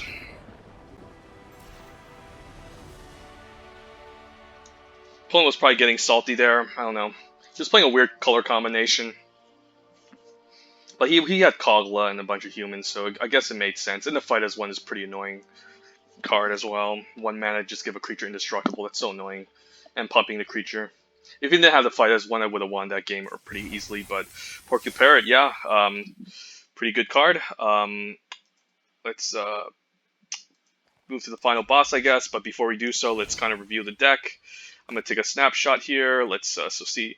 So Jacanta Companion isn't bad. 8 mana for 5/5 is not amazing, but it does allow us an extra card slot by putting it into the companion slot, and sometimes on turn 3 you don't mind just paying the tax and then paying to survive. This is obviously the easiest companion to a companion. It's also great. It was a great first pick, obviously, in the before the companion nerf, but I'm still fine. Okay card, but I would definitely prefer main decking this if I had more land. If I had an extra card slot. This is a 15 land deck since we have a lot of good removal spells. Rumbling Rock Slide, Double Flame Spill, Gust of Wind for balance interaction, Capture Sphere. Essence Scatter is more like a kind of like a pseudo removal spell in a sense. Of One Mind and Cathartic Reunion. Always make sure I have at least 1 or 2 card draw spells in these in any deck just to prevent myself from flooding, and it has done an amazing job. Also have Cloud Piercer, but I haven't played him yet. But he's a decent 4-drop to mutate onto like the Glimmerbell, maybe the Forbidden Friendship, the Thieving Otter. So yeah, with 15 lands, we still did pretty good with this deck, given that our curve is really low. The curve ends around like I guess 4, since Cloud Piercer is more like a 4-drop. But most of the action appears at 3, so it's fine running 15 lands. And sometimes even running 16 lands in these low curve decks can have flood issues from my experience. So 15 lands was definitely perfect with this deck. Yeah, so yeah, 1 Thieving Otter maybe can get in a point of damage, but Frostlings has been proven to be quite good. Just like a nice tempo play, tapping down the opponent's threats, getting in a hit, playing defense with this, buying a turn, and then it comes in with a 2/2 body, which is solid. So I do like Frostlings in this deck, and we're not playing the second Rumbling Rock Slide, given that we have Frostlings already. Again, 15 lands is not amazing, so we don't want to have too many. I mean, sometimes the opponent has a big threat you can't answer at 4 lands, so cutting 1 Rumbling Rock Slide is good. The Gust of Wind is just fine. We have like a Glimmerbell, Dorat to give it a discount, Avian Oddity, which has flying as well, and it draws you a card, so it's essentially pretty decent. Even though you do prefer straight up removal, I would definitely take like a Rumbling Rock Slide, pack 1, pick 1, or even Pacifism over Gust of Wind. But yeah, the card draw is good, and we're more of a tap out deck, so I don't think we need 3 Essence Scatters. Sometimes it can be kind of weird. You're tapping out completely for mana. You don't have an Essence Scatter to keep up, but 2 is fine, and I definitely don't mind like Essence Scatter in a tap out deck due to the fact that it's very cheap. 1 colorless and blue is pretty easy to cast. So yeah, pretty nice, and nice 6-0 video. Hopefully we can get 7-0, and this should be pretty fun. Also, keep in mind we're not playing Mystic Subdual. The reason why is because of the Spell Eater Wolverine. We'd rather have our removal spells in the graveyard instead of on the battlefield to give this double strike. And we should have enough removal. Like again, this is more like 5 removal spells already, plus double Gust of Wind and Essence Scatter, so we don't need to play something like Mystic Subdual in this deck. So yeah, pretty happy with what we currently have. Let's get the 7 wins, and yeah, this could be 7-0, and it would be a nice final Ikoria video, maybe to before we move on to M21. But I might fire off another Ikoria if I'm getting greedy. Let's move to the final boss here, and let's go.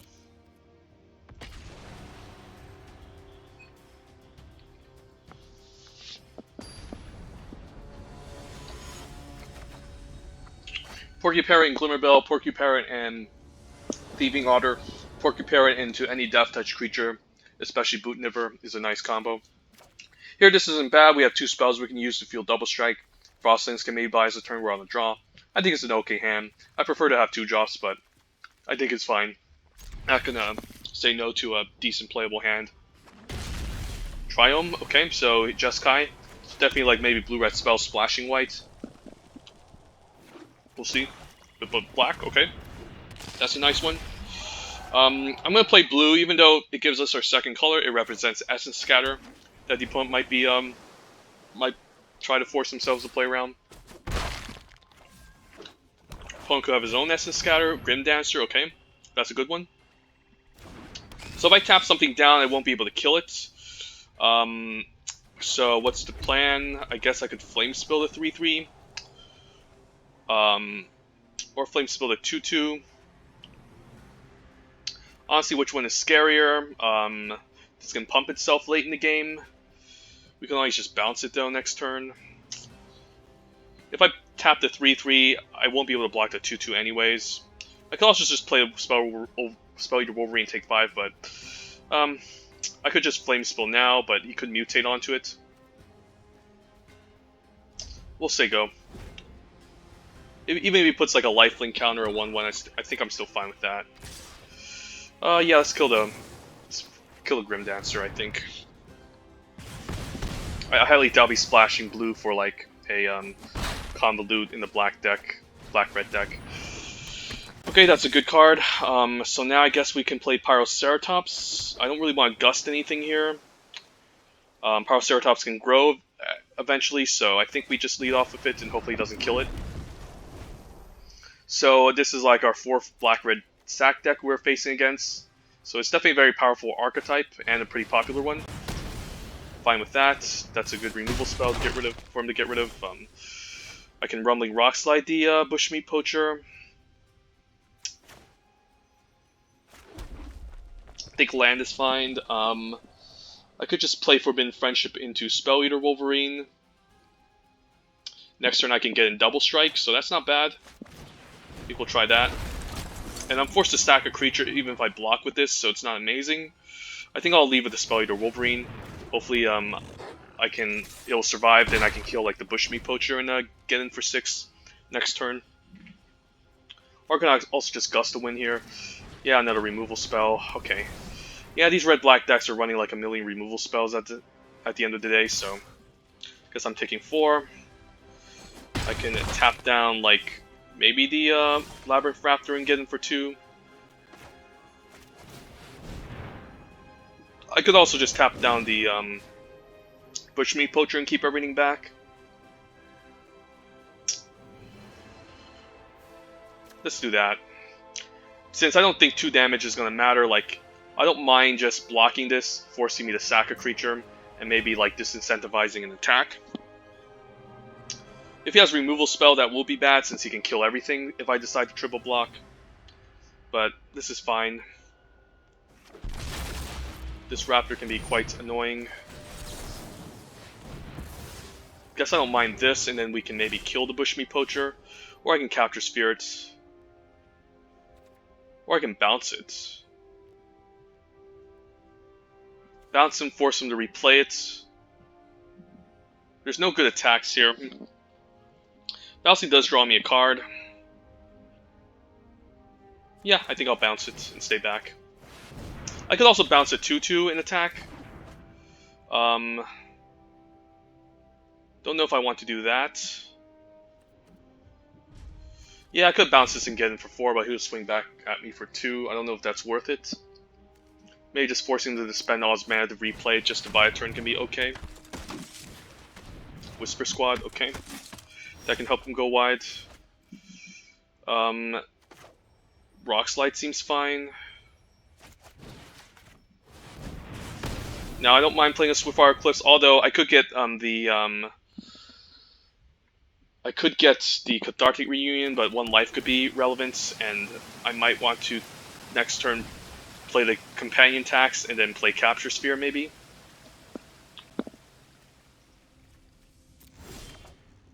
Okay, Porky Parrot isn't bad. Now we can ping off the Whisper Squads. Yeah, I don't mind a Porky Parrot, and we can play the land out to play Companion Tax here for Giganta. I could play... Actually, I should have kept the land.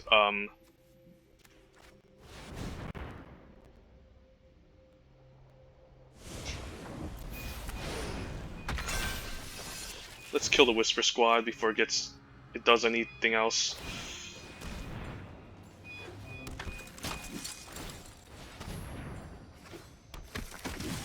I could have kept this back as a blocker, maybe.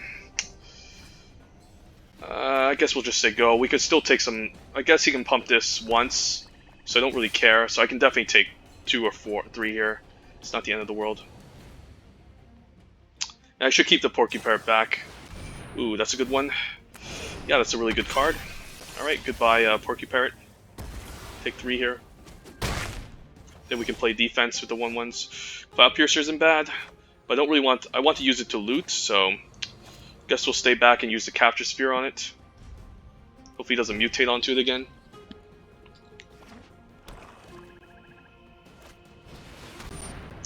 That's a scary one. Huh. Hopefully, he doesn't have more mutates. I don't know which one's scarier to keep back. I guess the flyer is still a little bit difficult to deal with, so we'll tap down the flyer here. We can chump block the 5/5.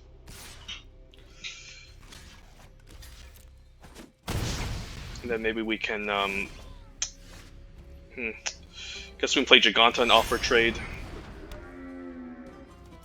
Then we'll keep the Cloud Piercer to maybe loot. Opponent's thinning out his deck with Whisper Squads. Definitely saw a lot of Whisper Squads this game. I mean, this entire draft. Don't mind trading Giganta here. I could just cast Cloud Piercer, but I think I might want to mutate the Cloud Piercer on the Avian Oddity to start, like, trading with him. Ooh. Okay, that's a good one. So you can get into 5, so I might have to trade with the Cloud Piercer now. And, yeah, unfortunately. If he can mutate onto the Batra, I'm dead, or if he has a single removal spell. Alright, I think I'm dead. Yep, good game, opponent. Pretty powerful deck. Now he can just drain me with the Bastion here. Yeah, that's the best black-red deck I've seen so far. I mean, we lost to it, so definitely that one was the type of black-red deck you want to draft in this set, with the Bastions, the Bushmeat Poachers, even the late-game mutate creature that kills. Yep, unfortunately can't get 7-0. That's the reason why it's final boss. It's very difficult to win. So hopefully the second final boss can be nerfed a bit. So let's wait a moment because I don't want to queue against him again.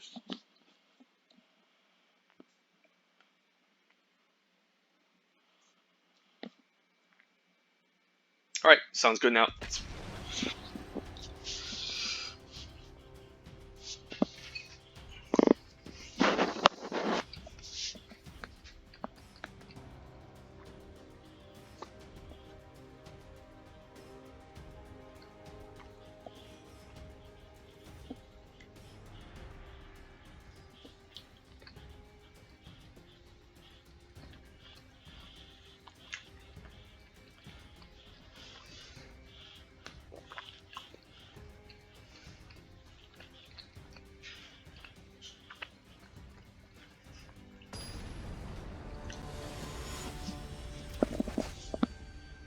Wow, are we playing against each other again?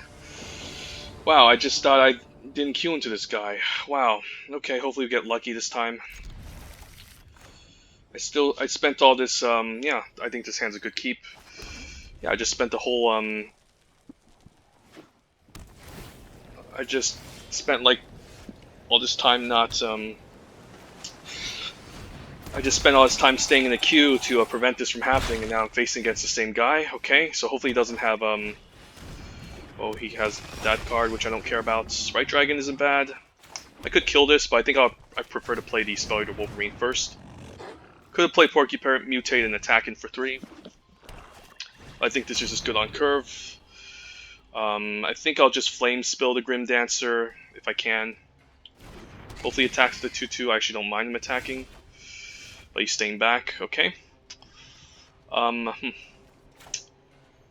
Guess I don't mind Sprite Dragon. He's gonna get in for 5 maybe next turn. I could just Flame Spill here, but I think it's more mana efficient to play the Sprite Dragon here. Get in for 1, stay back, and then keep up Essence Scatter. I obviously don't want to mutate onto any of my good creatures since he has a lot of good removal. Rock Slide, sure. I guess he's playing around it quite nicely here. So I'm forced to sack something if I block it, so no. Could Capture Sphere. Yeah, I think we're fine attacking here.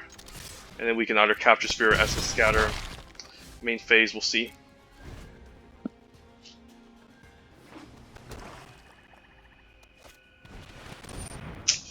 Alright.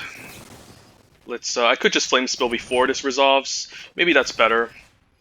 Just to, use a removal spell before he, gets value off of, the blocks here, so this is fine.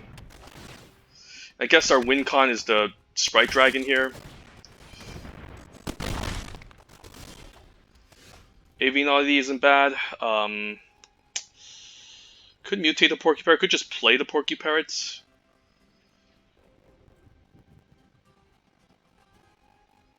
I don't have 2 mana to keep up. Let's just play the Porcupirate here. I could mutate and ping the 1/1. Don't know if that matters.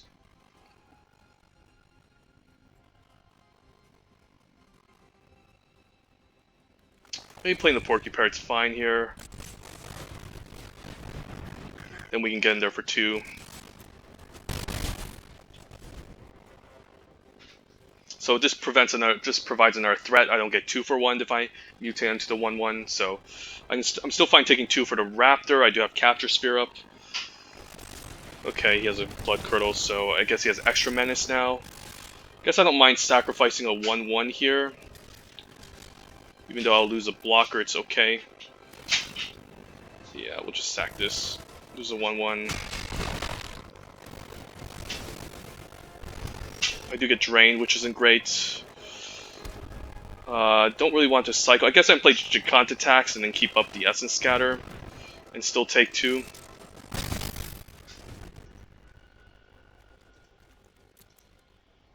Opponent has really good removal.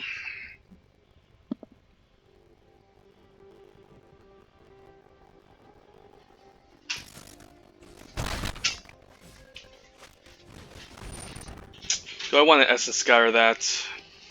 It's quite annoying.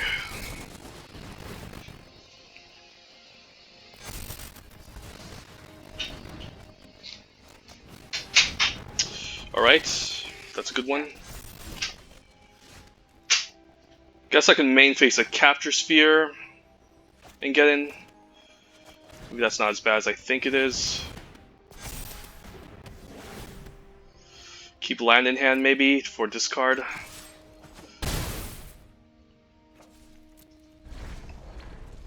He can pump this twice so he can kill me in 2 turns, I guess.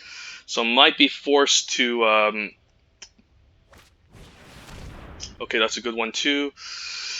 Yeah, this opponent is definitely not making it easy for us. I mean, I wish I did stay around in the queue. Now he has lifelink.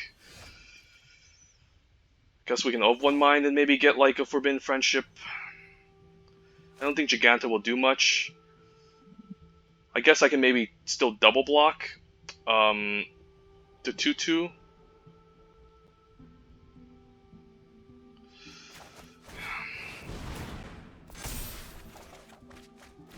Gust isn't bad. Okay, Gust of Wind is pretty nice.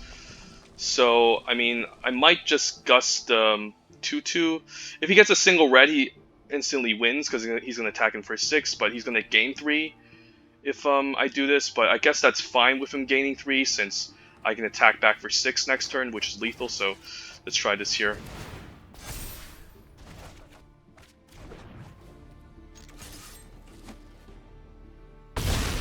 So taking 3s in the end, he could have... Hopefully he doesn't play land into Lava Serpent, otherwise it's game over. That's fine, so now he can't pump it. Alright, what's this? He doesn't have haste, so good game. Wow, oh, I forgot he can pump the Menace creature. Oh yeah, damn it, that was bad. Alright, well, I guess now since we waited, he was on the queue, so I guess we don't wait anymore and we just search up a game as quickly as possible so we don't have to face against this guy's insane deck. But yeah, final boss, just got 2 losses, so definitely getting reversed here. Hopefully we don't face against him again, now that I searched up a game ASAP.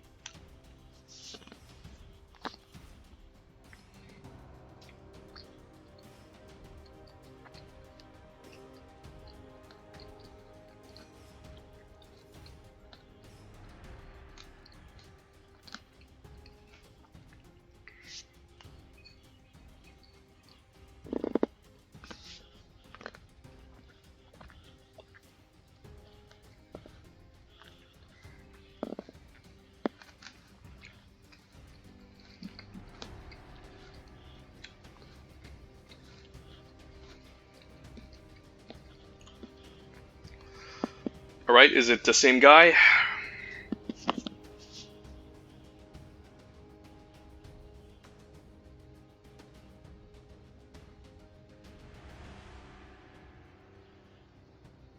We hit the 1 minute mark. We should be able to find someone by now, come on. It could just be the same guy, since I guess it's getting kind of late. There's not a lot of people playing this, and we're at a pretty high rank, along with that guy. I mean, we're both at Mythic rank. My rank isn't that high, given the fact that it's at like around 900, I think. So, alright, same guy. Let's see. Nope. Alright. So, this could just be a second final boss, a nerfed version. Not bad. 2-drop, 3 drops. Let's keep. We're on the play. Leave off a red, potentially. And then if we pick up another mountain, might just play the second mountain just to play the Forbidden Friendship. Want to hide our second color sometimes in limited, but it's also fine just playing out your second color to represent something. What's with these red-black decks? Like, I don't understand why people like them so much. Do I block if he attacks? I mean, it would be pretty bad if I pick up an of one mind. I guess it's still okay. Like, okay, the Flame Spill isn't bad, but we're just gonna lead with these Wolverines, and then we're gonna eventually give them double strike once we cast our double Flame Spills. Commando's okay. We can still hold everything off. Dual land is nice. Now we can play the second Spell Eater Wolverine, and then start deploying our spells eventually to give them both double strike and clock the opponent for a lot of damage.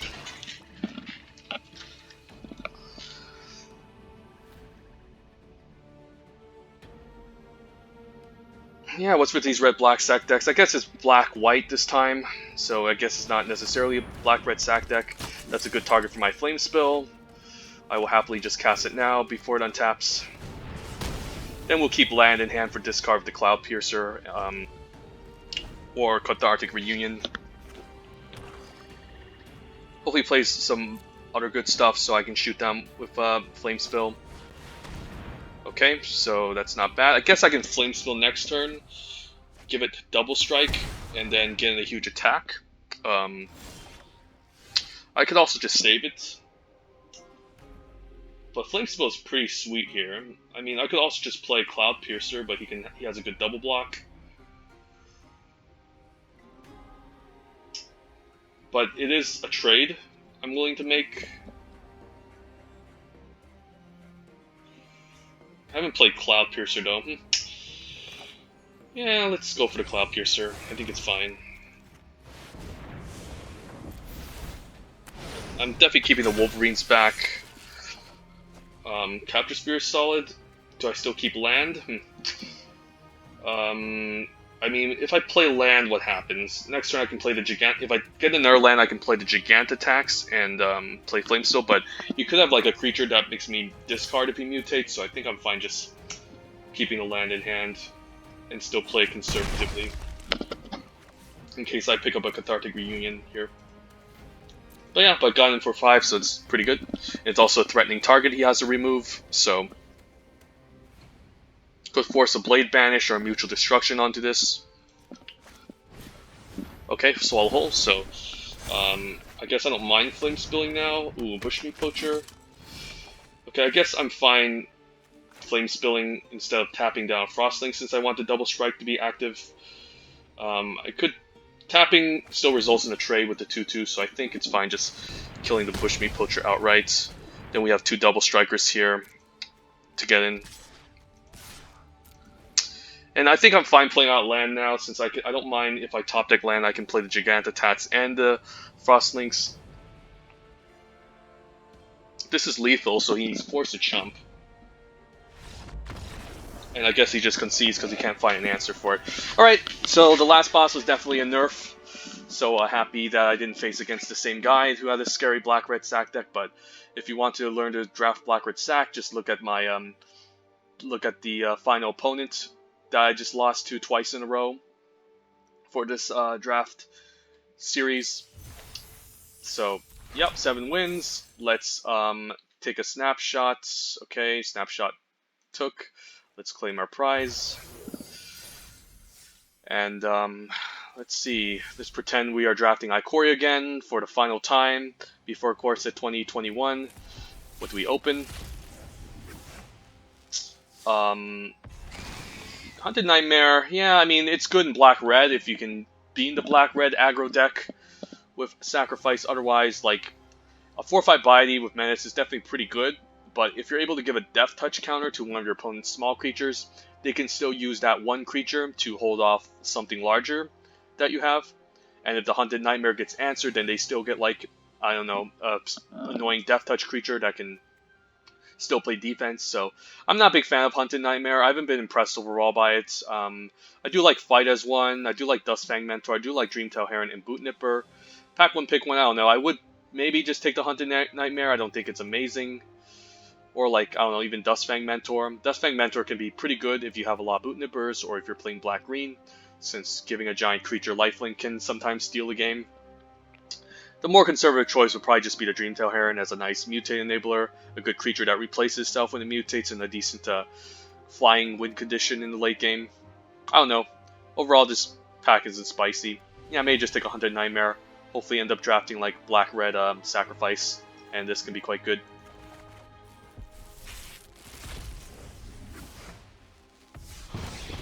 Alright, easy Giants. Then Trumping Nar would be excellent. Boon is also a good card, but I find myself, again, cycling this card more than actually casting it. But if you can get to turn 6 and cast this, it's pretty solid. But cycling for 1 mana isn't bad at all, but the Trumping Nar is just better if you're in a heavy mutate deck, since this can kind of go off sometimes and steal a game. But easy Giant, sometimes you're lucky enough to get Hexproof the first turn or two, and this can just steal a game. Once it reaches, like, gets First Strike and Death Touch, it's just literally unbeatable. So yeah, Crystalline Giant is a bomb.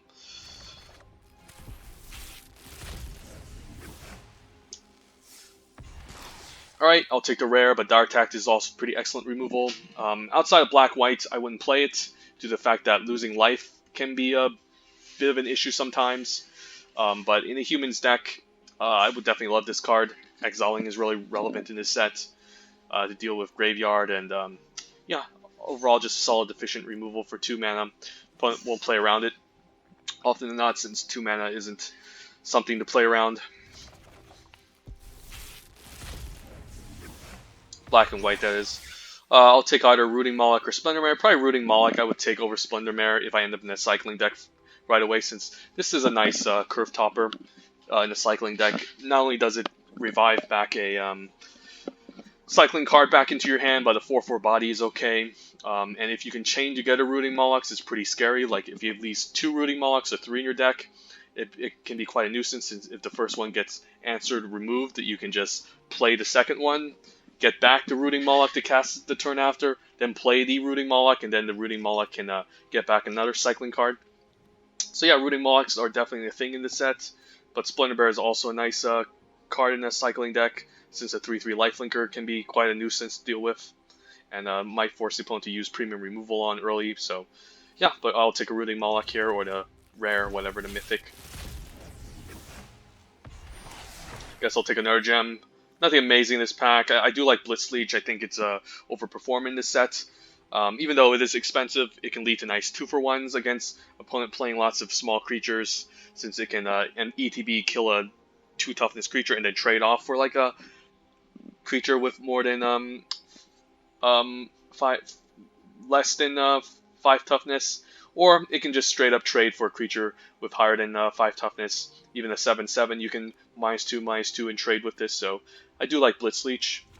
Lurking Deadeye is also a nice card. Right, more gems.